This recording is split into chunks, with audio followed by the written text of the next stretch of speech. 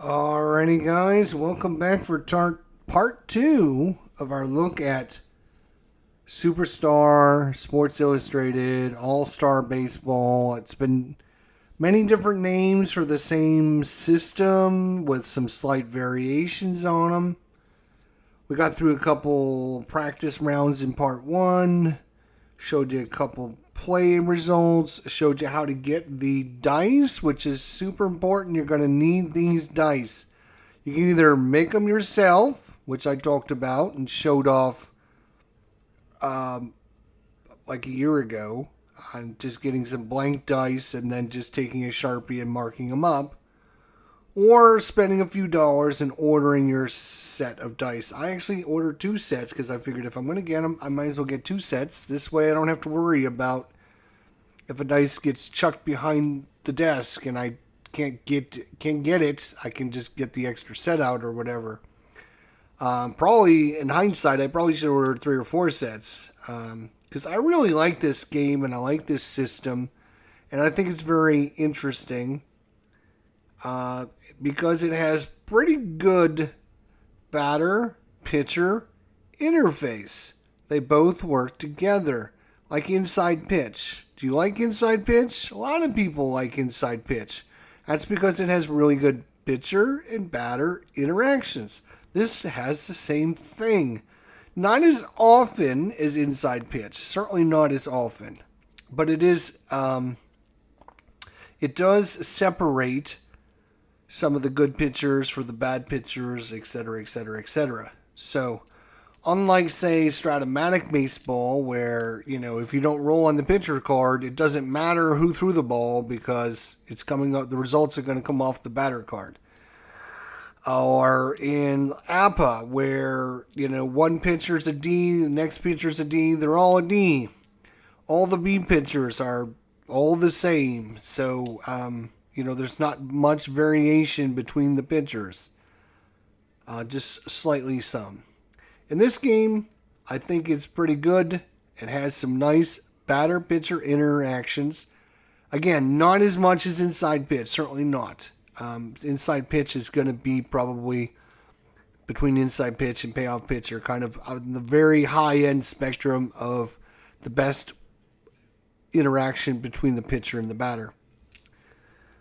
All right, so let's go ahead and get to some more playthrough here. We're only made it through 2 outs in the top of the first, so let's get things rolling here and see if we can get a couple more plays in the books. So we got Seattle Mariners at home, opening day against the Cleveland Indians. These cards, again, if you missed part one, I'm going to explain these cards. If you go, and I'm going to have to show this off again, if you get the Dombrov program, which basically takes the Sports Illustrated Baseball and creates a lot of the players, and there's a ton and tons of seasons. I think they have over 100 seasons. It's only $25 for this program.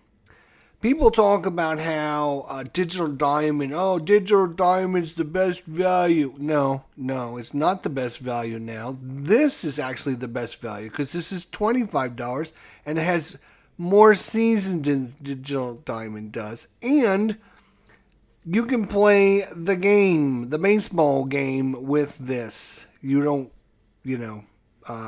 unlike if you're using Digital Diamond to keep your stats of your season ticket baseball game. All right, so the reason I have these cards is because you can actually go into the cards and you can see here's the Detroit Tigers and there's Gabe Alvarez and let's see who else they have. Oops, I went too far. Gabe Alvarez and Paul Banco and Camara Barkey, Geronimo Baroa, Frank Katamoto, Tony Clark, Devi Cruz, Damien Easley, Juan Encarnacion, Luis Gonzalez, Bobby Higginson, Brian Hunter, Joe Oliver, Joe Ramda, Billy Ripken, Bip Roberts, Joe Siddell, Andy Tomberlin, and there's, I don't know how many we went through. There's probably somewhere in the neighborhood of 15 or 16 batters there, somewhere in the neighborhood around there. You're not going to get every single player carded, but again, considering what there is out there and what this program does, it's amazing. We go to the pitchers. You can see there is Mike Anderson, Doug Botchler, Doug Brocal, Frank Castellano, Dean Crow, Bryce Flowey, Seth Gussinger, Todd Jones, Greg Kingle, Brian Moore, Brian Powell, Shane Runman, AJ Seeger, Justin Thomas, Tim Worrell, and again, I didn't count how many there was there. I'm thinking somewhere between the 12 to 14 or so pitchers. So you're getting somewhere in the neighborhood of around 26 to 30 players per team. You're not getting everyone. All right, I'm missing some players for the game today, and I'm having to make some substitutions, but those players that were on there were kind of low-end players that didn't have very many at-bats and stuff. So I think, probably what this gentleman has done is probably the same thing every other baseball sim manufacturer's done. They go down the list and they say these batters had the most at-bats, and they take the top 15, 16 of them or whatever. And these are the pitchers that pitched the most, and they take the top 10, 11, 12, 13, 14, whatever, and they just card those and give you those results. And then you can either,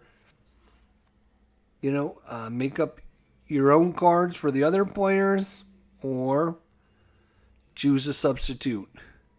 So that's how I got these is, again, you can do this. You can then export this to Excel. You can look at 4 cards per team. We can then open the Excel document, and you can see here the way it ends up coming out is the Cleveland Indian player cards, 1998. Which, let me slide this over, and it comes with 4 per team. Now, you will notice that those cards and my cards don't look anything alike. I mean, yes, they look very kind of similar, but there's some huge differences, obviously. So what I did, and I'll go through what I do, is let me bring in my keyboard here. So the first thing I do is I click on this and I insert a column, and then I'm going to click on the row and I'm going to insert a row. The reason I do all that is because I need to highlight the card. I then go and I grab all the baseball guys and get rid of those guys because I don't like their baseball guys. Then what I do is I start at the Cleveland Indians and I drag over until I get to the M column, and I get one column below there, which is going to take me to row 26. I've done this enough times, I know. Then I'm going to select on outside border. The reason I'm doing this is so when I cut the card, I can see the card. I can see how big it is. And I know where to cut, which makes it very easy and much easier for me to do. All right, then I'm going to do the same thing over here. Boom, boom, boom. And I'm going to put that in there. Then I'm going to do the same thing with the bottom guys, just like this. And when you're getting pretty good at this, like I've done a few of these, I'm getting pretty good at it. Next thing I'm going to do is click on the Cleveland Indians. I'm going to center it because it's too far in the corner, and I don't like the color. So what I've been doing is going and color coding it to whatever color I think that team should be.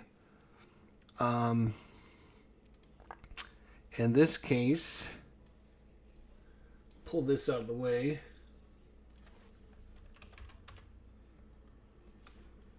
Cleveland Indians logo, PNG, images, boom, copy, image, okay.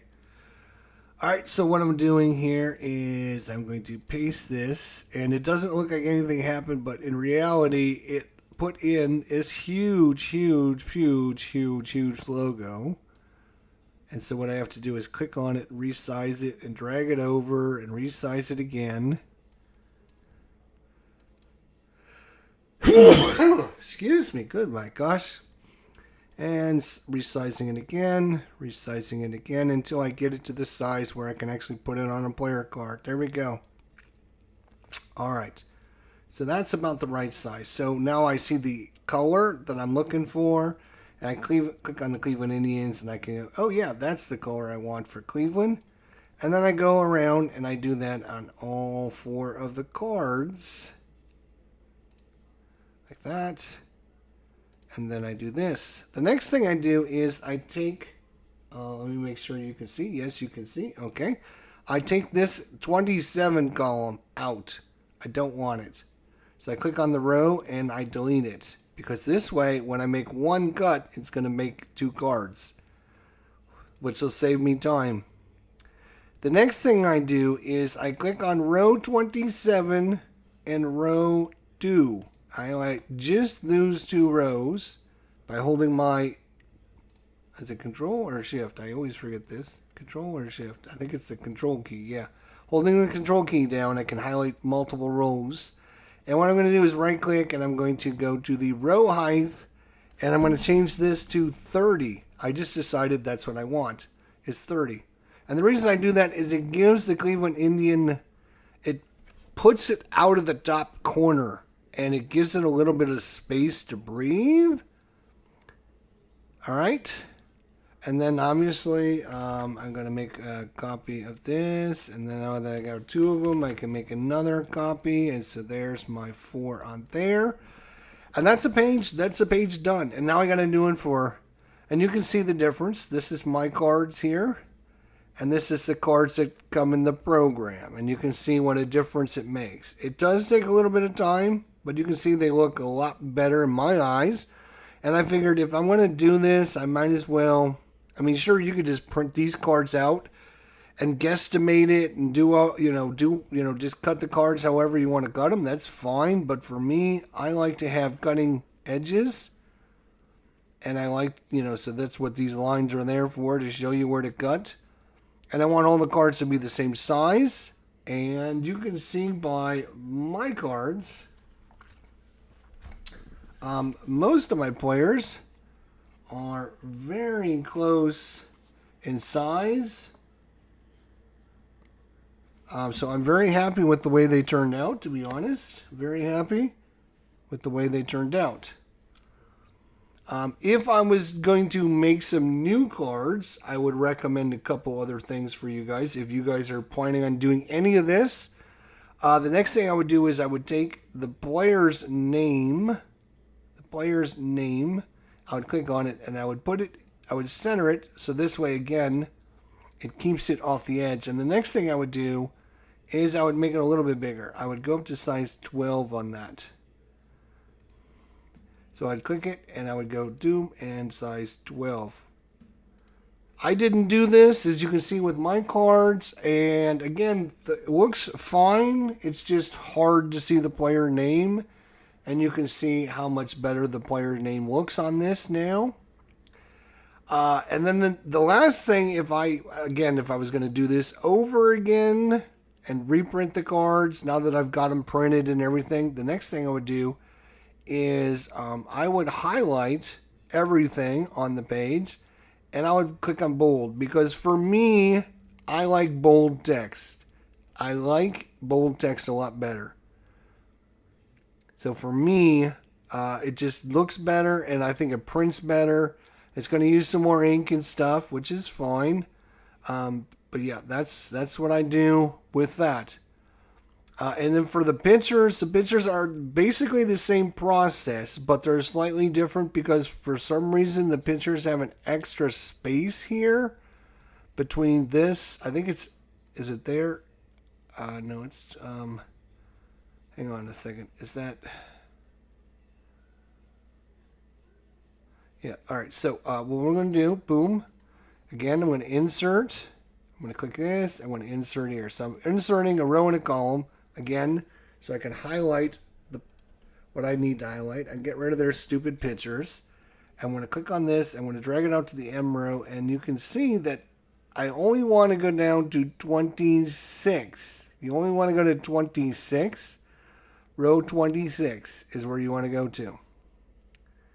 So in the other, when you did the batters, you had that extra space underneath this. You can see this, like when we go to the batters, you can see I have like a little bit of space here. You can see I go from row 2 to row 26, right? When we go to the pitchers, we do this. Oh, we go to the pitchers. Where are the pitchers? Well, give me it. There we go. We go from row 2 down to 26 because we want it the same size. And we go over to row M, which means this is now on the bottom of the card. So it looks a little bit different, which is fine. And then, I do this again, and I'm going to highlight this. I'm going to go over to AB column, do this. I'm going to highlight this. Boom, boom, boom. Cleveland Indians. Right, and then I'm going to highlight row 27, and I'm going to delete row 27. And as soon as I do that, it moves this up to row 27 now, which is great because, again, I want to highlight row 27 and row 2. Because why do I want to do that? Again, I want to give the Cleveland Indians name. You can see, like, it's jammed up here in the very top corner. So I'm trying to give this a little bit of breathing space. So I go to row height and I put in 30, which puts, gives it a little bit of room. Then I click on this, go to this, and go to the middle. Click on this, go to the middle. Click on this, go to the middle. Click on this and go to the middle. So craft time, it looks a lot better than jammed up in the corner like that. And last but not least, I'm just going to go and select all my logos. Control C is copy and Control V is paste. Once I have them, I can just drag them over, and then I just fine tune each individual one based upon the look. And then again, if I was going to do it again, I would highlight, I would bold all the text. I would take the player's name, center it, move it to number 12. Center it and make it number 12. Center it and make it number 12. If you're going to print it out, you probably want to print this out once, right? And number 12. So you can see that it's a little bit different with the formatting because of the bottom edge of this is right against bat chances. But again, you know the cards are the same size because it's 2 to 26. And again, for the players, 2 to 26. So they're going to be the same size. So I think there's some of these rows are missing in the pitchers area. I'm not sure exactly which row is missing, but there you go.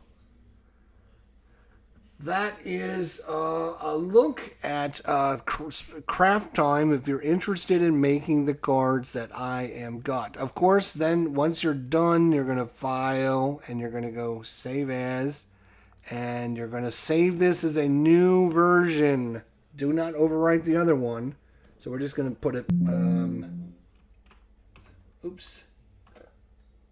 N-E-W. I'm just going to put new at the end.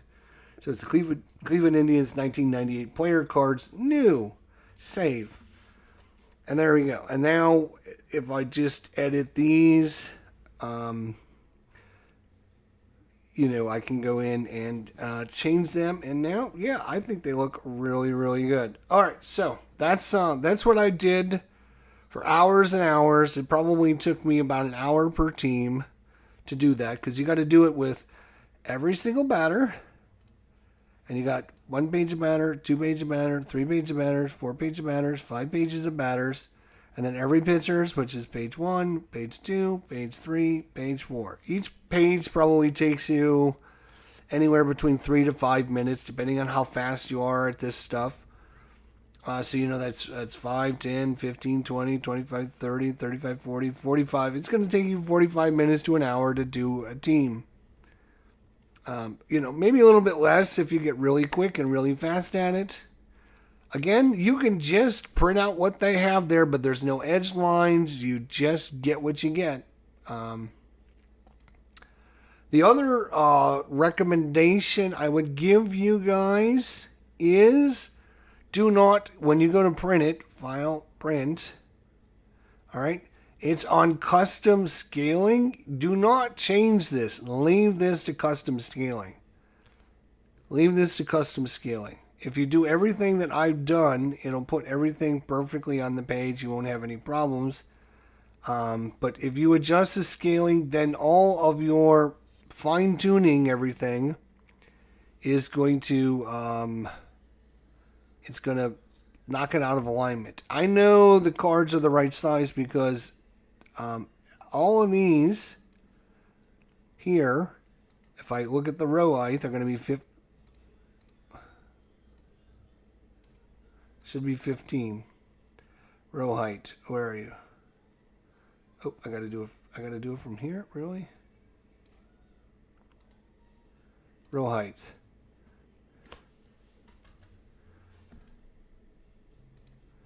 And then our first one, again, should be 30. There we go. And the rest of these should be row height 15. So if these are all 15 and this is 30, and these are all 15 and this is 30, it should be the exact same height. And then the width, if we look at the width of all these, they should, if I highlight all these rows and I say, what is your column width? And it gives me a number, it means every one of these is going to be the same. And look, it gave me a number, 4.14. So every one of these is 4.14, which means as long as we've put the same number of boxes across 1, 2, 3, 4, 6, 7, 8, 9, 10, 11, 12. I've done 12. 1, 2, 3, 4, 5, 6, 7, 8, 9, 10, 11, 12. So if they're all the same width and I've got 12 of them, then they should be the exact same cards. I always, whenever I'm doing this, I look at this one and it looks smaller than this one, and I don't know if it's just an optical illusion of what's going on, but this right column looks like it's narrower in my eyes than this one. But it's not, because we just looked at it, and they're all the same size, and they have the same number. So that's your craft time special today. Let's show you how to actually play the game now. This is how to make the cards, right? And as you can see with my cards look pretty awesome. I added the logos. I made it so they're all going to be the same size and easy to cut out in the same shape. I've ordered the special dice from the website. Again, if you're looking at that website, I'm going to show you this one more time. Right there it is. Go to eBay and do a search for All-Time All-Star Baseball Sports Illustrated Baseball SI Dice. Some kind of combination with that will bring you to this. You'll see a picture that looks like this. And you can order as many of these as you want. I've ordered 2 sets. They're laser. I think if you go into the details, it tells you it's like laser. They're 5/8" dice. They're engraved. They're hard plastic. They'll last a very long time. It has the correct numbers and colors for the dice. So if somebody does these and engraves them for us, I don't mind spending, $10 for a set of dice because it'll allow me to play the game. All right, so let's play the game. So we've looked at everything that you need to do to get this. Oh, no, we have not looked at everything. Oh, good Lord, we have not looked at everything. So, as I showed you my wonderful looking cards. I mean, these are cool. These are super good. But remember, if I go to this program and I'm playing through the game, right, I can actually tell it, go into the settings here, And I can say I want to play with team cards and save, right? So now you can see the team card results. Here's the pitcher, and you click on the pitch, and it shows the pitcher. We rolled a 2, a 1, and a 1, which is a 22. And for 22 for him is going to be a 0. Let's see, who is pitching today? Wilson Alvarez. So I can actually go into his card and I can look for Wilson Alvarez. There's Wilson Alvarez. 22 is going to be a G result. 22 is going to be a Z result, which should end up being a ground ball out. So we click on the next. Here comes the pitch. And it's actually going to be a double.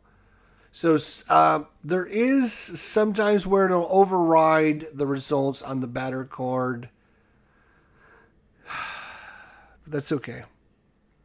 All right, so next up, we're not going to steal, so we're just going to close this. No, cancel. All right. So we're going to... maybe I got it on, do I have it on computer management instead of player management? I'm not 100%. I'm not super familiar with this program. I'm just saying that right off the bat. I just use this program to teach me how to get to the charts. And this is what I was going to show you next. So I figured I would show you where I got the charts from. Again, I can take this, all the different teams, all the different seasons that has all the players, and I can export all this into Excel. I can then open it up and I can go to my folder and find the team card, the Cleveland Indian team card. And there it is. And I could just go, and if I didn't want to go through all that trouble to make the cards and print them out and cut them and do everything like that, you can actually play this program in this spreadsheet format. In fact, you can see if I go in to print it, here's going to be all your batters on the first page, and then all of your pitchers and relief pitchers, and then your pitcher batting on the second page. And then you can just print this out.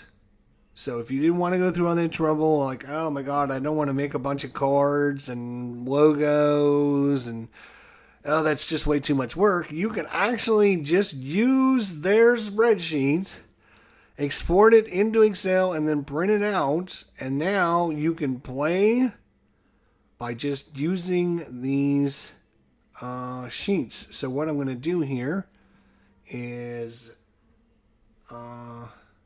take you back.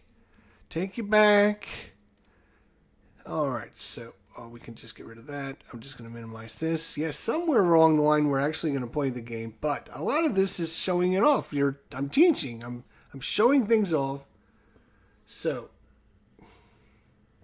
I've actually got, look at what I got. I've got the sheets all printed out because, that's how I roll. And so what I'm going to do is just show you, it's not any different than the player card. All the player card is doing is giving you the result, 10 to 19, 20 to 29, and 30 to 39. This here is basically doing the same thing. Here's 10 to 20, 20 to 30, 30 to 40. And it's going to give you a result. So if I roll for each player, I have to find the player. So if I was going to be using, well, let's see who's at bat. That is Omar Vizquel. Now, Randy Johnson is a left-handed pitcher. This is Omar Vizquel. I'm going to just move his card aside for a second and put this down. And so what I would do is I would have out two sheets. I would have out Randy Johnson, obviously. Here he is. Okay. I'm going to have out Randy Johnson's sheet. Like this. And then I would use the Seattle batters as And so what I'm going to do is I'm just going to put this kind of overlay so I can just look and see, okay, here's Randy Johnson. And then here's 11 to 39. And we would just roll on Randy Johnson. All right. Roll on Randy Johnson's. And that is a 16. 16 is going to be a blank. So nothing on Randy Johnson. So we're just going to remove him. And we're going to look at Omar Vizquel. Now, Omar, if I find him here, here's Omar Vizquel. All the players have their name, and you will see if you take that all the way over to this side, it shows you that that is versus the left-handed batter. And then the line underneath their name is their rating. So you can see he's a shortstop. He's a plus 16C, and that is versus right-hander. So versus left-handers against Randy Johnson, we're going to be using Omar Vizquel, and we're going to be using his versus left-handers, just like that. And of course, you could use a ruler or whatever. You don't need this. I'm just making it a little bit easier. Now let's see what he got. He got a 14. So a 14. A 14 is going to be a blue result. A blue result. So what is a blue result going to be? I will show you. If I still have, do I still have that document up? I think I do. All right, here we go. I got to go back to this page. So here's our results here. And you can see anything in blue is a strikeout. Blue represents strikeouts. Yellow is a walk. So for Randy Johnson, he struck out Omar Vizquel. So Omar Vizquel. And it's a strikeout. So I'm going to put that in. All right. So now we can do the same thing, but we would switch it over. And we're going to use Charles Nagy now. And you can, the red represents left-handers. Oh, you can't see that. Let me switch it over. So the red is left-handed pitchers. So you can see Cleveland very easily. You can see they only have one left-handed pitcher. Okay. This down here is their batting. We don't really care about their batting. So red is left-handers, green is right-handers. So we can, if you're trying to decide to bring in a lefty or righty, you're going to look left-handers, red. But for Cleveland, it's super easy. And so what we're going to do is find Charles Nagy. And we're going to use him just like that. Again, 10 through 15 is always going to be a D result. We'd add up all the defenders. We'd get a result. I'm just going to show you this, very simple process again. So Charles Nagy.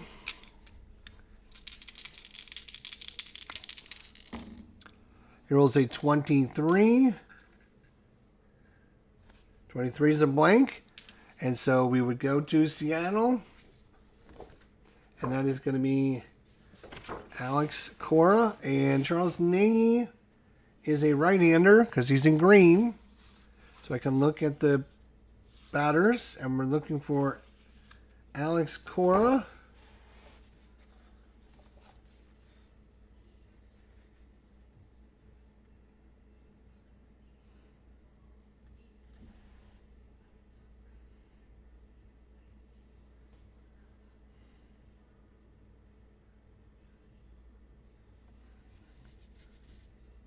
Oh, I wonder if I grabbed the wrong... Did I grab the wrong one? I might have. Hang on a second.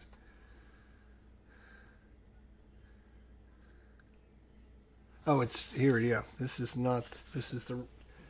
I printed out several pages as for different examples and stuff like that. So I got them all messed up. The one thing I would say right off the bat, again, is if I was going to print these out again... I would definitely highlight the players' names. in this text. It's very hard to read with the dark color and the black writing. So I would definitely alter it personally myself. Now we have we got a right-hander, and we got Joey Cora up. So against the right-hander, we're going to use the second column down for Joey Cora. The second column is going to be versus right-handers. All right. It is a 34. 34. A 34 is going to be a G. So we've already looked at this. G is simply a ground out. You can make it, we're going to say it's going over to Wilson. Wilson throws it to Mato at first, and we get the out.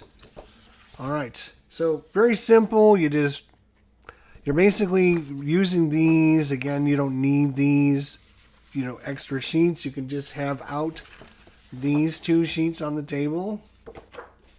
Right? You can just have these two sheets out. If you're really good at just using your finger, like, and I rolled a 32. Charles Nagy, 32 is a blank. And next up is going to be Alex Rodriguez. You might have heard of this guy. And so I just have to find Alex Rodriguez now. Alex Rodriguez. So we're going to be using the second column down for Alex. He rolled a 22. Alex Rodriguez. 22 is going to be a single. Well, it's a 1 star. So let's look at what a 1 star represents. A 1 star is going to be a 1A. It's going to be a base hit and 1 base advance for anyone that's on base. So we got our first base hit, and it's by Alex Rodriguez. So it's a single by Rodriguez. Stealing is very simple as well. The whole game is very simple. I'm going through this super slow and super, kind of taking my time in case, so this way that people that aren't understanding what to do or how to do it. So for stolen bases, it's very, very simple. All you're going to do is, if you're stealing second, you're going to be rolling here. If you're stealing third, you're going to be rolling here. And if you're stealing home, you're going to roll over here. And then all you have to do is find the speed of the runner. So for Alex Rodriguez, let's bring up his card so I can... Oh, come here, you. Oh, you know what? I got his card over here. Don't I? Yes, I do. It's over here somewhere.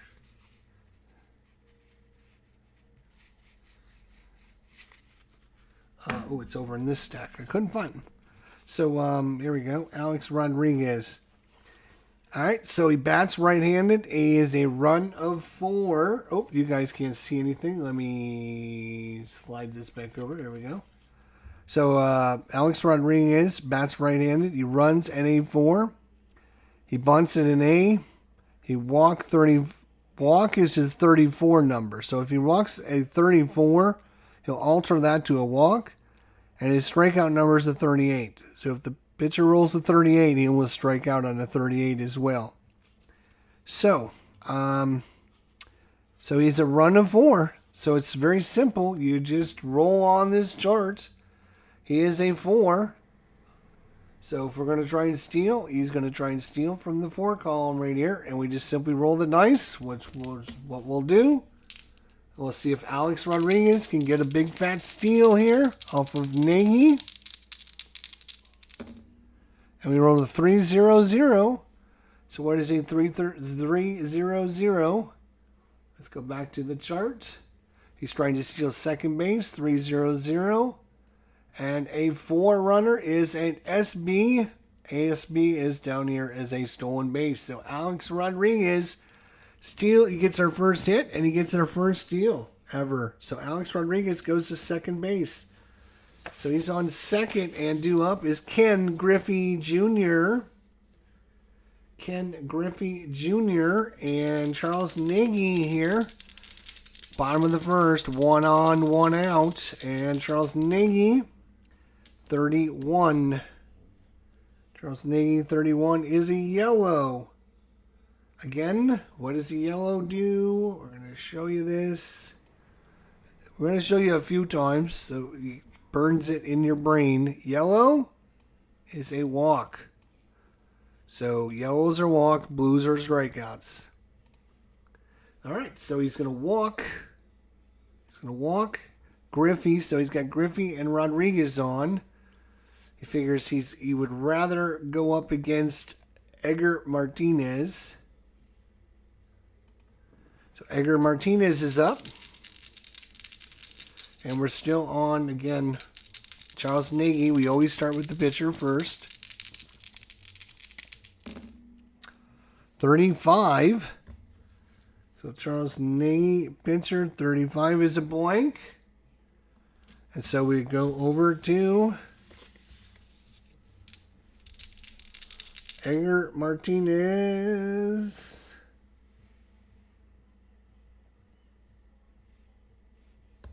So Edgar Martinez against a right-hander. So we're going to use his second column down, which is going to be versus a right-hander.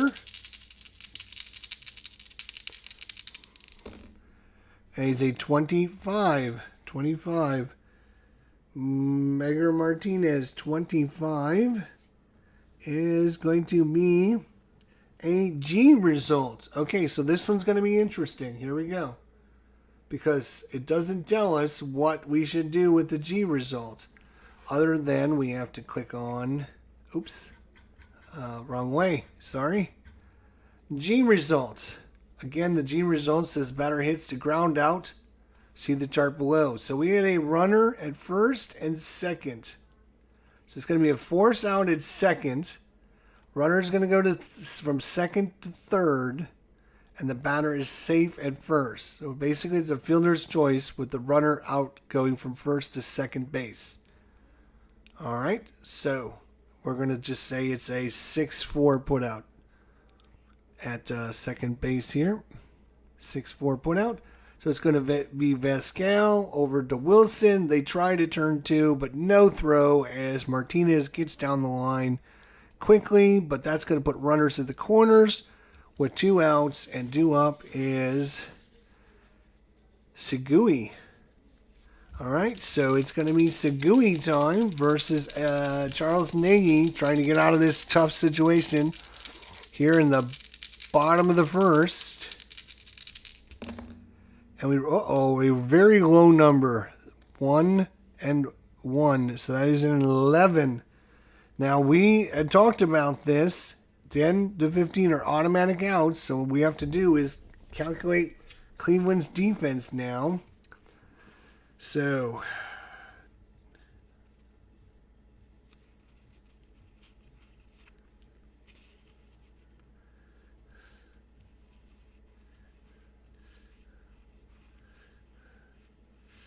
and we're going to say it is going to be, let's bring this up. Again, for the defense, it is going to be a 43 to 46, so it's going to be a 13 and a 14. So right now, unless they make any substitutions, any 13 or 14 is going to be an automatic out. They rolled an 11 on their dice, which means it's not an automatic out. Not an automatic out. So we're going to roll on. We're going to roll on our bunny here.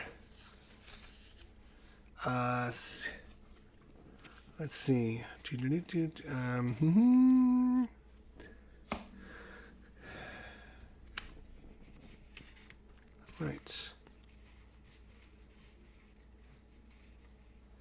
Right. I don't have his card, so we have to substitute his card for Raul Ibanez. So because he doesn't have a card in the system, Segui. So instead of Segui, we're going to get the actual player, which was, who was it again? Raul Ibanez, right. So Raul Ibanez.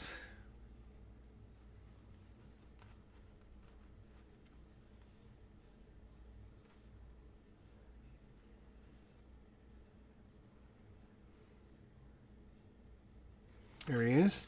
Raul Ibanez. And against Nagy, the right-handed pitcher. Now, what I would normally do is if I was playing this, I would take a pencil and I would mark down all of the different players that are in.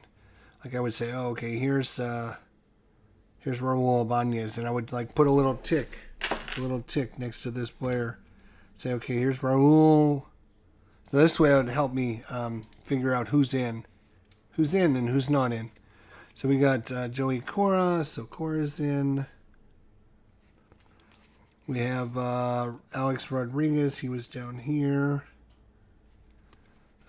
We have Ken Griffey Jr. right there. Edgar Martinez.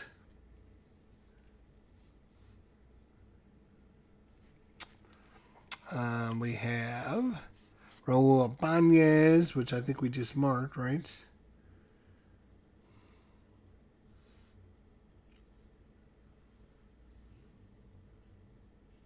Yeah, we marked Raul. Jay Bruner. Just right there. Glenn Allen Hill.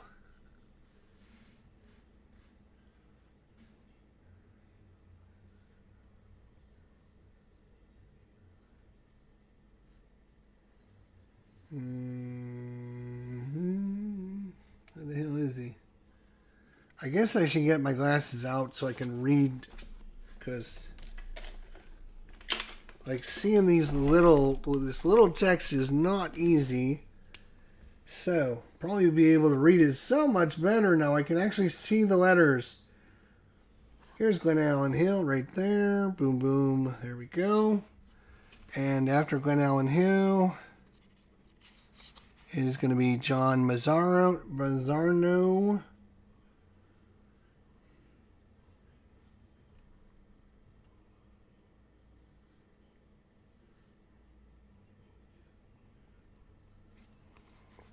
And Russ Davis. Okay. Oop. So that's what I would do. Okay. In fact, we're not going to be using this other than one more batter anyway. So I just was showing this off. We'll show the cards off here in a second. Runners at first and third, and it's coming off of Raul Ibanez card here. He rolled a 33.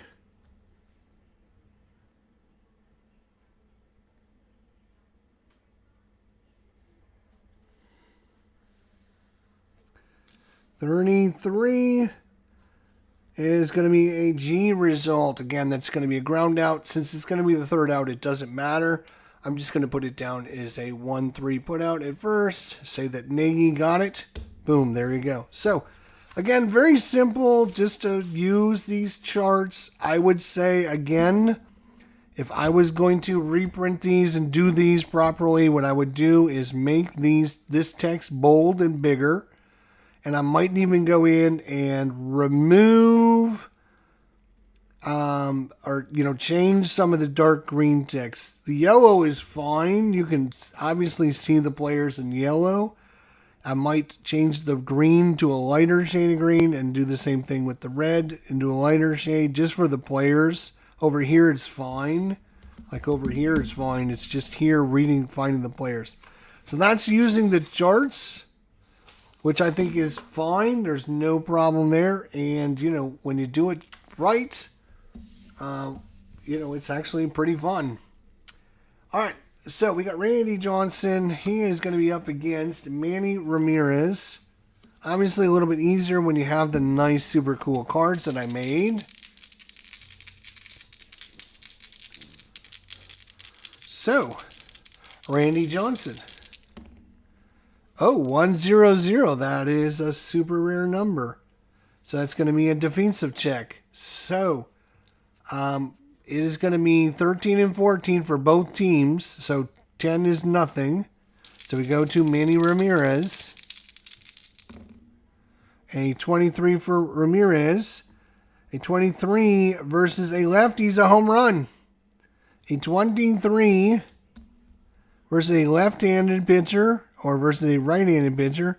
23 versus a lefty, and Randy Johnson is a lefty. It is hit well. It is carrying. It is going. It is going. It is gone. Manny Ramirez with the home run to start things off here in the second inning. We have Geronimo Barreros. Randy Johnson's going to try and beam somebody here in a minute. 26. 26 is blank on Johnson. We go to Barreros. And that is a 34 on Barreros. That is a ground ball. It's hit to Rodriguez.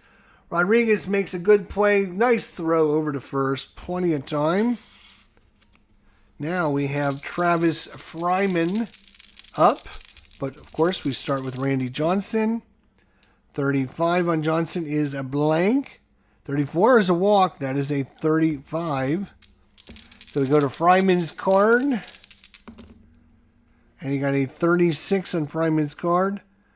Versus a lefty. He's going to be a sacrifice fly. Again, nobody's on, so it doesn't matter. Somebody was on third. It might matter.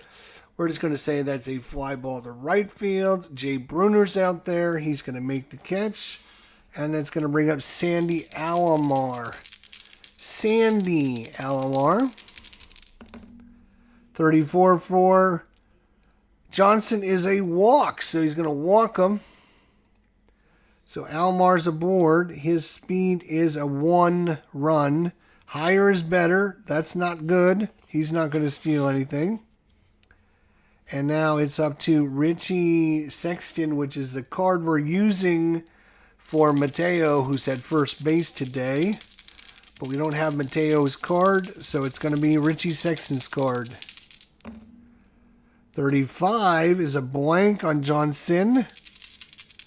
Richie Sexton card, 2 outs here in the top of the second. 33. Swing and a miss. Strike 3 called on the outside corner. And you can see, plays very quick when you're, just playing the game. Let me get this set up to where we're at. We're at Bruner here. There we are. Jay Bruner. And Charles Nagy. I do like my little cards that I made. So, Charles Nagy first. Is a 39. That is the highest number you can roll. 39 is a blank. 39 is a blank. Jay Bruner is an 18. And 18 is an E. No, he's against a right-hander. I'm sorry, Nagy's a right-hander. It's a G star. So a G star is basically G star, I think, means it's going to be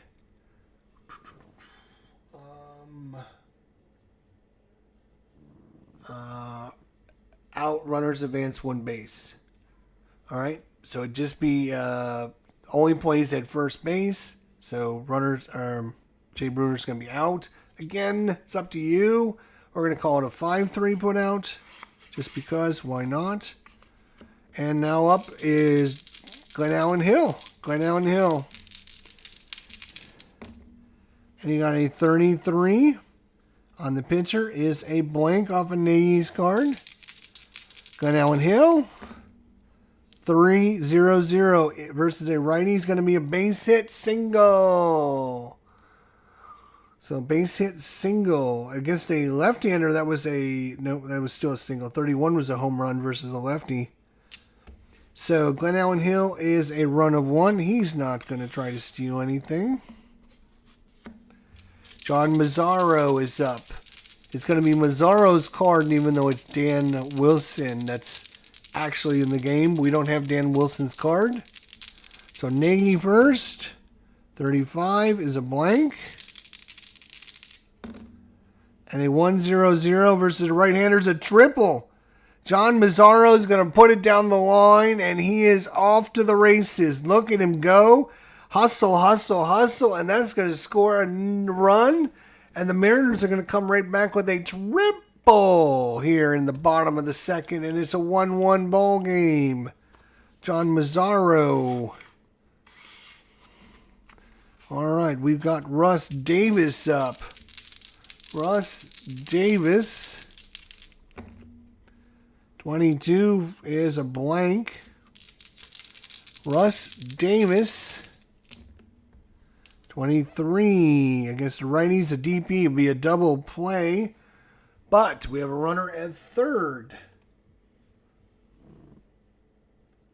So, DP is going to be ground out double play.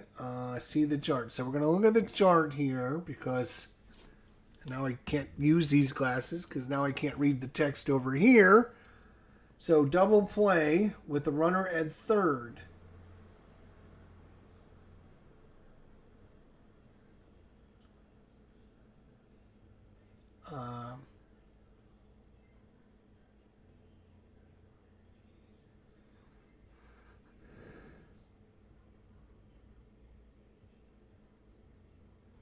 Interesting enough that they don't have a double play option with a runner just at third. In fact, they don't have that listed as a ground out result either. They don't have just a runner at third base. So that must be a special situation if you've got a runner at third by himself. I'm going to...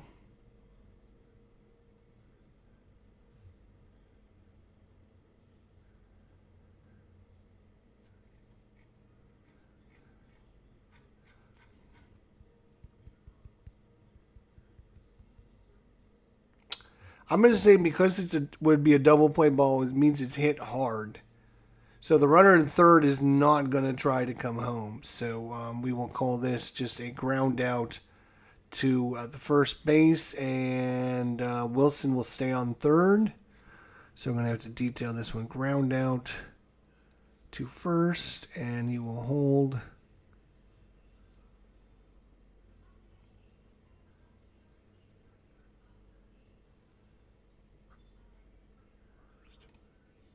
Okay, there we go. He's just going to hold the third. There we go. So now there's 2 outs.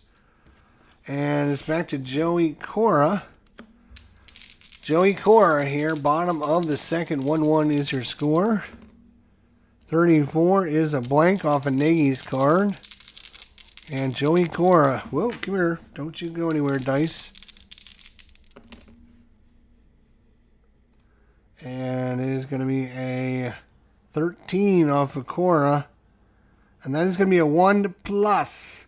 A 1 with the little plus sign after it means, I think that means anyone on base takes an extra base. If I'm not mistaken. I think that means you get 2 bases. A 1+. Yeah, 1+ is a single runners on second and third score. All right, so there you go. So Wilson's going to come in on the base hit single by Cora, and the Mariners take a 2-1 lead. Cora's a 3 to steal, and with 2 outs, he is thinking seriously about stealing. We will bring you back to the steal chart. That's not the steal chart. That's me. Steal chart. He's going to try and steal second. He's got a speed of 3. So he needs at least probably a 25 minimum. Let's see what he rolls here. Uh-oh, 24. No, I think he's caught. And yes, he is. If we go back, 24 in the 3 column is a CS. Caught stealing again. He needed 24. I'm sorry, he needed a 25. He rolled a 24. So he was caught stealing. Are you kidding me? Caught stealing. He's out. And that's going to end the inning. But the Seattle Mariners pick up 2 runs on 3 hits. 2 hits. 3 hits. And after 2 complete here in beautiful downtown Seattle, it is 2-1 in favor of the Mariners over the Indians. All right, so then we bring these guys back into play. Like that. Here we go. Randy Johnson coming back out. He's going to be facing off against Enrique Wilson here in the top of the third. 26. Blank on Johnson. On Wilson. 28. That's gonna be huge. 28 versus a right-hander was a home run, but against a left-hander, it's simply a fly out, a deep fly out to left field. Glenn Allen Hill back to the warning track, looks up, reaches up, and makes a fantastic catch, stealing this home run away. Wait just a second. We've got these out of order. I forgot to add Lofton back in. That's what happens. I like my cards. Yes, it takes a little bit of extra effort, but I do like them. Lofton is up. One out here in the top of the third against Randy Johnson. 26 as a blank. Lofton waits on the pitch. Here it comes from the big unit. And that is a 12. And that is going to be, against the lefty, that is a 1 in brackets. Let's see what a 1 in brackets is, because I'm not even 100% sure what the 1 in the bracket means.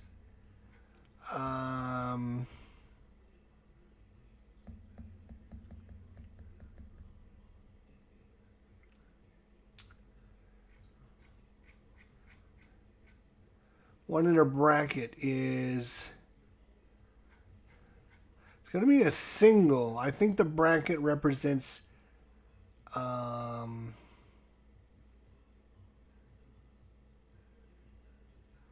I think the bracket means they take one base, but they can take a second base if they do a challenge.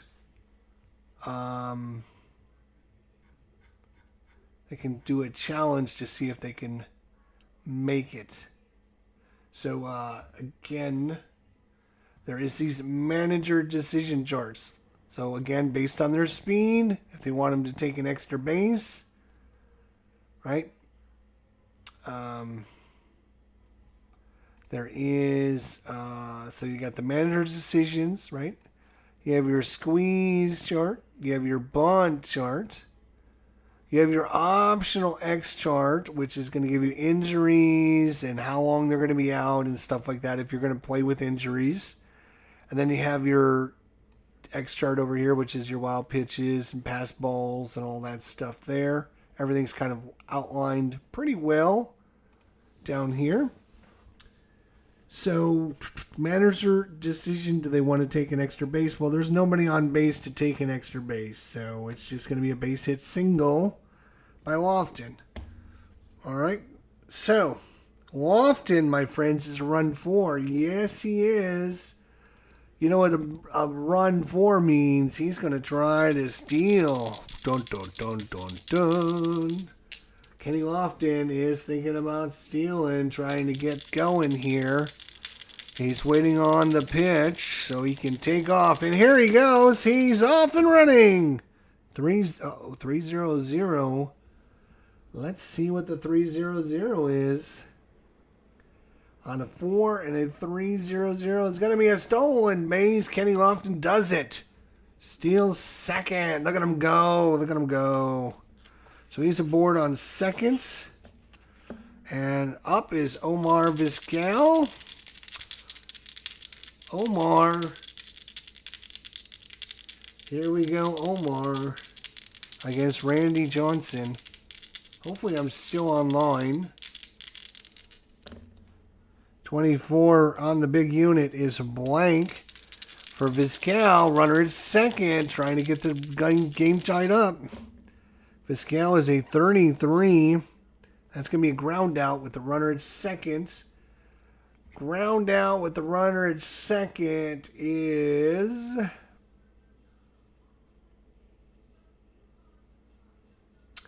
yeah, it's simply going to be a 6-3 put out. Runner is going to move up with the second out. All right, and now it brings up... Sean Dunston.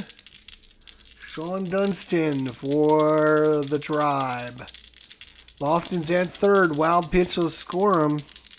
Johnson 13, and that's an automatic out. And remember, 13 and 14 are automatic out for both teams. It's going to be an automatic out. We're going to call it a pop-up high in the infield. And Wilson behind the plate is going to come out, make the catch, retire to this side. Dunston got under that one, and the big unit pumps his fist. Charles Nagy and company will come back out here in the bottom of the third. He'll be facing off against Alex Rodriguez, who got a single his first time in a stolen base as well. That is a 27, which is a blank on Nagy. Rodriguez against the right-hander. 33 is going to be fly out. It is hit into right field. Out there's Ramirez. He will wait and make the catch. That brings up Ken Griffey Jr. He walked his first time up. Ken Griffey, why he's gripping that bat awful tight. He wants to get a hold of one here. 35 is a blank on Nagy. And Griffey. 31. Right-hander is hit well. It is going, and gone. Ken Griffey Jr. with his first home run of the season off of Charles Nagy is erupted here in the bottom of the third inning. Ken Griffey Jr. He could be on pace for 50, 60 this season. Who knows? Edgar Martinez. 3-1 is your score. 33 is a blank. Martinez is a 19. And that is hit well. Oh my God, they've gone back-to-back jacks against Charles Nagy in game 1 of the season. And it's a 4-1 ball game as Edgar Martinez gets a hold of one. Holy cow. And there's some activity out in the bullpen now for Cleveland. 2 runs here in the bottom of the third, back-to-back. Can they go back-to-back-to-back? They got Raul Ibanez up. 3-0-0 is a blank. Off of Ibanez card. 22 is going to be a base hit single. So 2 runs and a single so far. 3 hits in a row. That brings up Jay Bruner. Jay Bruner here. They're going to come out and have a talk with Nagy here, but they're going to leave him in, I think. 3-0-0 is a blank. 38 is going to be versus the right-hander. It's a base hit single, an infield single. And 2 men on for Glenn Allen Hill, and that is 4 hits in a row, and that is going to be it for Nagy. That is going to be it for Charles Nagy. They don't like what they're seeing anymore. That is 4 hits in a row. And his 1998 season.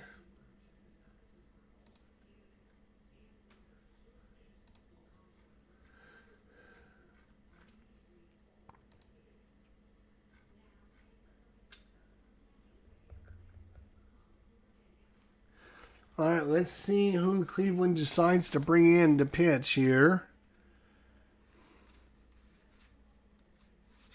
Yep, and it's going to be Nagy's done. Throws his glove down in disgust. It's going to be Paul Shuey. Paul Shuey is going to come in and pitch for your Tribe. Paul Shuey here. 2 men on. Glenn Allen Hill at the plate. Paul Shuey is a right-hander. 35 is a blank on Shuey. 35 is a blank. 36 would have been a strikeout. That would have been nice. So off of Glenn Allen Hill. And that is a 14. And that is going to be a base hit single. Again, the lead runner in bracket means... what is that going to mean again? Let's just double check. I think that means they could try for an extra base. Let's just double check. One bracket.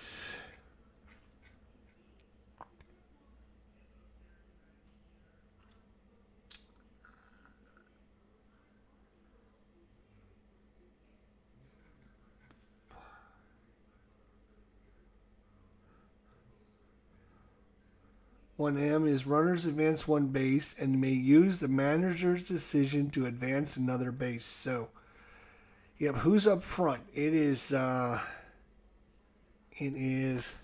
to be,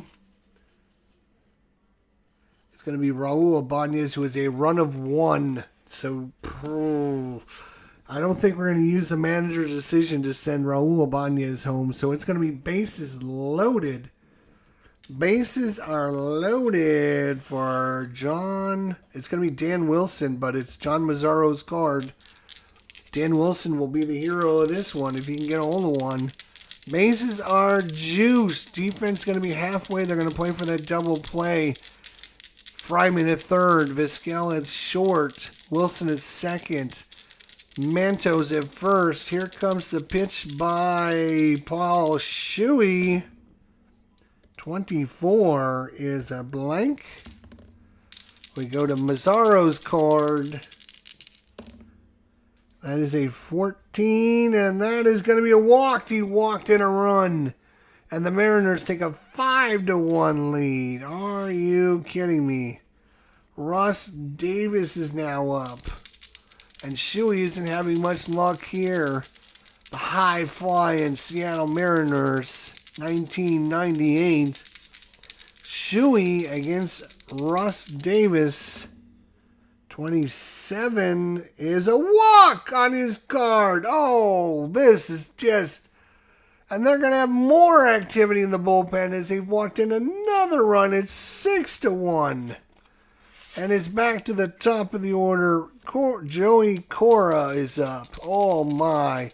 Still bases loaded, 4 runs in.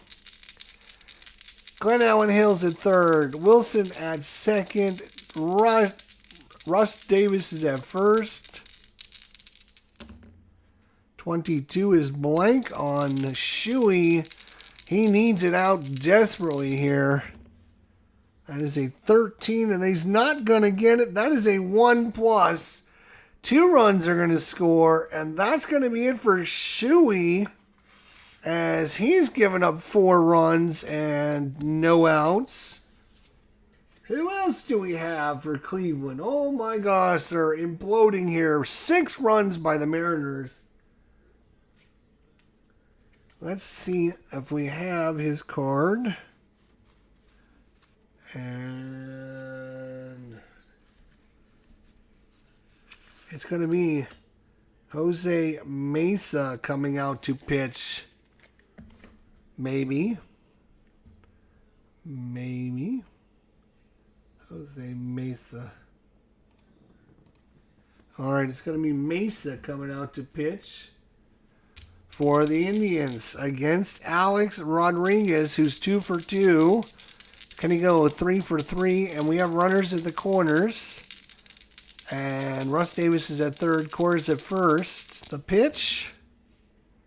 14 is an automatic out again. That's going to be a line out or a pop out. It doesn't matter what you do. We're just going to say a line out to the shortstop for the second out. So Rodriguez out for the first time this season. And now it's Ken Griffey Jr. And I don't think you want to walk him even though he had a home run last time up. Ken Griffey's at the plate. The hometown crowd all rise as one to see what he can do. That is a 39, which is a blank. Ken Griffey Jr.'s already got 1 home run. 31 is another home run. Are you kidding me? Throws right in. That is a 31 against a right-hander that is gone. And this game, oh, it is over. It is see you later time. It is 11-1 in the third inning. Woo, Nilly. And Cleveland is out of this one. Holy cow. I think I'm going to go ahead and call this an episode because I don't think many people are going to stick around in an 11-1 game to see how this one's going to turn out. I will just autoplay to the end of this one. And, oh my gosh, 17-4 was the 20 hits given up by Cleveland. 10 given up by Seattle, which isn't great. No errors on the game. Randy Johnson goes to 1-0. Charles Nagy drops to 0-1. The MVP of this one, Ken Griffey Jr. That's why I wanted to play the 1998 Seattle Mariners to see what he can do if I was there being the coach for him. All right, well, there you go. That is a kind of a tutorial overview of Sports Illustrated Superstar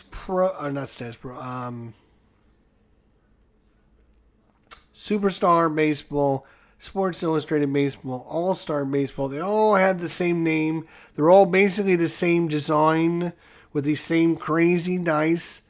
And then you're basically just getting the results.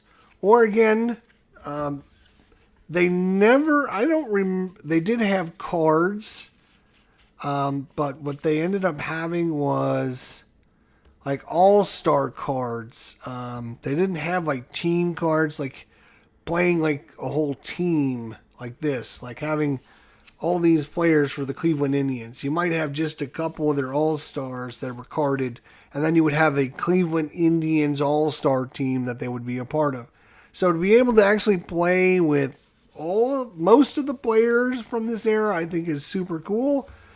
And yeah, it's a lot of work, but I think it was in the end it was really fun, great game. I really like this one. I think it's falls under a lot of people's radar because a lot of people don't want to get the dice, but now that there's a reasonable option to get some dice at pretty reasonable price, I don't see why you wouldn't want to do that. And yeah, so let me know your thoughts, comments, suggestions. Have you played this game in the past? Have you tried it out? Let me know if you like it, if you didn't like it, if this tutorial was helpful, if you want to see some more of it. I know Kurt Berglund's done some. Again, you have to look for either Superstar Baseball or Sports Illustrated Baseball, All-Star Baseball, and there was even another name for it out there. So it's all kind of under the same umbrella. So you might have to do a search for any of those names to find it out there. I think it's a great game, well worth your investment now that you can get the dice. Again, you can make your own dice if you don't want to, pay for these, but I think these dice are nice and big and chunky, and they sound good, they roll good, they look good, and that's exactly what you would get out of the box. So I'm pretty happy with how they turned out. So unfortunately, it's 11-1 ball game unless you're a Seattle Mariners fan and you were like foaming at the mouth every time Ken Griffey Jr. came up. That's why I wanted to play 1998, was to see like how good could Ken Griffey Jr. be in 1998? I know he was in the home run lead with McGuire and Sosa. For the longest time, he was like winning it, and then he kind of, had a flat spell, and then, kind of fell out of favor with that, if I recall. So anyways, let me know your thoughts, comments, suggestions. Let me know if you want to see some more of this. I would love to show off some more. And now that I got the dice, I can actually use that for the football game as well. There's a Sports Illustrated football game that uses this same dicing system, and it's actually called dice-driven football now. You can look online for dice-driven football. But it's all kind of chart-based. There's no player cards because it's football. You couldn't have individual player cards. So it's kind of the chart-based one. And I have a great time. I've played that a couple times. I think it's a great little fun system to play with the charts. And there's a solitaire mode to play through to get your offensive and defensive alignments, position, your play calls and your defensive play calls, and then roll the dice to get the results from the crossing the matrices. Don't cross the streams, just cross the matrices. All right, guys, I'm headed over to Phoenix Knight because I'm pretty sure pretty soon he's going to be starting his Momentum football game tonight. So go over to Phoenix Knight channel, check it out. Make sure you like and subscribe and do all that fun stuff over there as well as here. And we'll see you all soon. Until then, my friends, take care of yourselves. And don't you forget, I will see you all down the line.